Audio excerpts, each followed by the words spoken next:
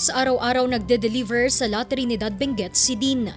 Dahil ito ang kanyang ruta, araw-araw din siyang namomroblema sa mga lubak at butas sa kalsada. Pag ma'am, mas lalo na pag gabi, medyo delikado kasi siyempre hindi napapansin.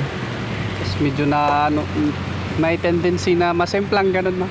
Mabigat na nga ang kanyang dala, pag minalas, naaaksidente pa. Meron yung time na dumaan ako dito mismo na nabigla na lang ako, na biglang gumanon yung motor. Ayusin ng gobyerno.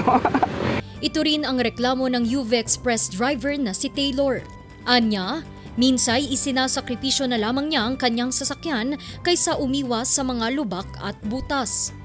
Pag-iiwasan mo at baka makasalubong ka ng makadisgrasya ka, gano'n eh.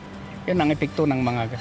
Ayon sa mga motorista, mas nagiging delikado ang ganitong mga butas lalo na tuwing gabi at hindi nila nakikita ang mga butas. Tuwing umuulan din nagkakaroon ng tubig ang mga butas na ito kaya't hirap ding makita ng mga motorista. Ilang buwan nang iniinda ng mga motorista ang problemang ito mula KM3 hanggang KM6. Talagang kung hihinto yung ulan, mag-asphalt sila. Yun ang sinabi naman ng DPWH nung traffic council meeting namin. I-hope na mag-asphalt sila mamayang gabi.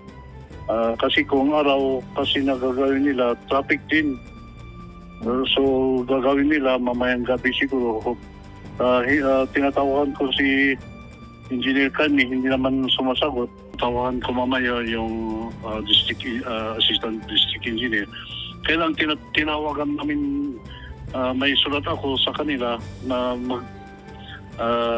pupunta sila sa Sangguniang Bayan meeting sa August 12. September 12 po. September 12. September po.